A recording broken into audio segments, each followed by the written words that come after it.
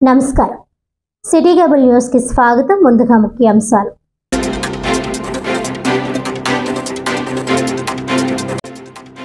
SC వర్గీకరణ వెనక్కి తీసుకునేలా దేశవ్యాప్త ఉద్యమానికి పిఠాపురం నుంచే నాంది. రాక్స్ మరియు మాల మహానాడు జాతీయ అధ్యక్షుడు ఆర్ఎస్ రత్నాకర్.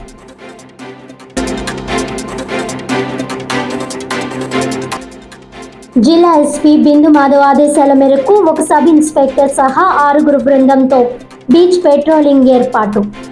రాత్రి సమయంలో బీచ్లో అసాంఘిక కార్యకలాపాలకు పాల్పడే వారిని మద్యం సేవిస్తే అరెస్టులు తప్పవని హెచ్చరించిన port CI Sunil Kumar.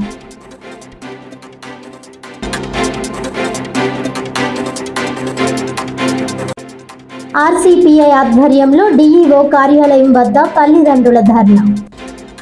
Private పాఠశాలలు విద్యా హక్కు చట్టం ప్రకారం పిల్లలకు ఉచిత సీట్లు కేటాయించాలని డిమాండ్.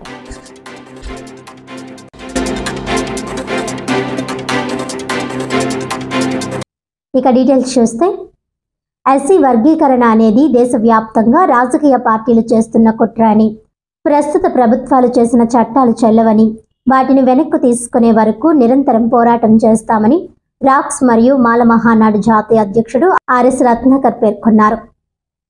ఎస్సీ వర్గీకరణ అంశంపై పిఠాపురంలో ఏర్పాటు చేసిన మీడియా సమావేశంలో ఆయన మాట్లాడుతూ, ఎస్సీ కులం పేరుతో వివిధ పార్టీల్లో పదవులు అనుభవిస్తున్న నాయకులు వర్గీకరణ విషయమై స్పందించకపోవడం సిగ్గుచేటని అన్నారు. ఎస్సీ వర్గీకరణ వెనక్కి తీసుకునేలా దేశవ్యాప్తంగా ఉద్యమానికి పిఠాపురం నుంచే నాంది పలుకుతానని అన్నారు. ఈ కార్యక్రమంలో కొప్పుల ప్రేమ్బాబు, బల్లా సత్యనారాయణ, సలాది బాబులు, ఏమని సత్యబాబు తదితరులు పాల్గొన్నారు.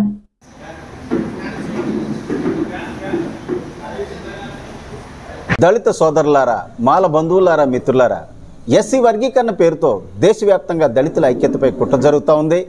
ఇది మామూలు కుట్ర కాదు. ఈ కుట్రకు అన్ని రాజకీయ పార్టీలు మద్దతు తెలుపుతూ ఉన్నాయి. మిత్రులారా, ఎస్సీ లిస్టులో ఉన్నటువంటి మిగతా కులాలకి న్యాయం చేస్తామనేటటువంటి పేరులో దళితుల మధ్య చిచ్చు పెట్టేటటువంటి కార్యక్రమం అన్న విషయాన్ని మీరు అందరూ గమనించాలి. ముఖ్యంగా తెలుగు రాష్ట్రాల్లో ఉన్నటువంటి మాల సోదరులారా, బంధువులారా, మాల మాదిగల మధ్య గొడవ పెట్టి పబ్బం గడుపుకోవాలని చూస్తూ ఉన్నారు. వారికి కూడా తెలియదు మిత్రులారా, ఇది మాదిగ సోదరులకి మంచి చేసేటటువంటి కార్యక్రమంగా చూపిస్తూ ఉన్నారు. ఇది కానే కాదు. ఎందుకంటే ఎస్సీ లిస్టులో దేశవ్యాప్తంగా 1108 ఎస్సీ కులాలు ఉన్నాయి. తెలుగు రాష్ట్రాల్లో 59 ఎస్సీ కులాలు ఉన్నాయి. మిత్రులారా, ఇందులో మనకి రిజర్వేషన్ వల్ల 15% అని చెప్తా ఉన్నారు. కానీ 100 వేకెన్సీస్లో 15 ఇస్తా ఉన్నారు. That is 15%. ఇక ఈ 15 సీట్లని మన ఎస్సీ కులాలు తెలుగు రాష్ట్రాల్లో 59 కులాలు సమంగా పంచుకుంటే 100లో 3కే 3 to 4 మెంబర్స్కే రిజర్వేషన్ వల్ల బెనిఫిట్ జరుగుతుంది. మిత్రులారా, మరి ఈ 100లో 4కి జరిగేటటువంటి ఈ బెనిఫిట్ని దేశవ్యాప్తంగా ఉన్నటువంటి మోడీ గారు మరి 1108 ఎస్సీ కులాలకు సమంగా పంచుతాడట.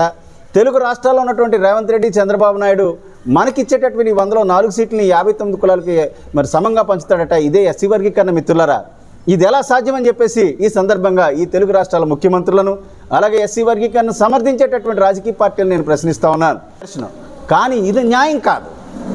కేవలం డామినెంట్గా ఎస్సీ కులాలు ఎవరైతే ఉన్నాయో, మాదిగలను ఓవరాల్గా ఇండియా మొత్తం మీద డామినెన్స్ ఎవరైతే ఉందో, మాయావతి లీడ్ చేసి మన ఉత్తరప్రదేశ్లో జరిగిన ఎన్నికల్లో బీఎస్పీకి 0, అంతకుముందు 10 సీట్స్ వచ్చినాయి. బీజేపీ అంటేనే ఉత్తరప్రదేశ్ అంటేనే రామజన్మభూమి అంటేనే బీజేపీ అనేటటువంటి పార్టీ మొన్న ఆల్మోస్ట్ 30 సీట్స్ ఎన్నో ఓడిపోయారు. ఉత్తరప్రదేశ్లో ఓడిపోతే ఇక బీజేపీ ఉండదు. దీనికి అంతటికే కారణం ఉత్తరప్రదేశ్లో ఎస్సీ పాపులేషన్ 20% ఉన్నారు. ఈ 20%లో 55% మాదిగ సోదరులు.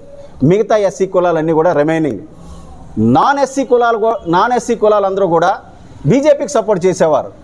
కోలీ కులస్తులు అంటారు. కోలీ కులస్తులు అంటే what is that? Rough coarse ముతకబట్టలు కొడతారు. ఎస్సీ లిస్టులో ఉన్నారు. రామ్నాథ్ కోవింద్ని తీసుకొచ్చారు, ప్రెసిడెంట్ ఆఫ్ ఇండియా అని చేశారు. వాళ్ళ నుంచి కొంత ఓట్లు రాబట్టారు. కానీ మొన్న జరిగిన ఎన్నికల్లో చమారు మాదిగ సోదరులు, నాన్ మాదిగ సోదరులు కూడా బీజేపీకి యాంటీగా ఓటేశారు.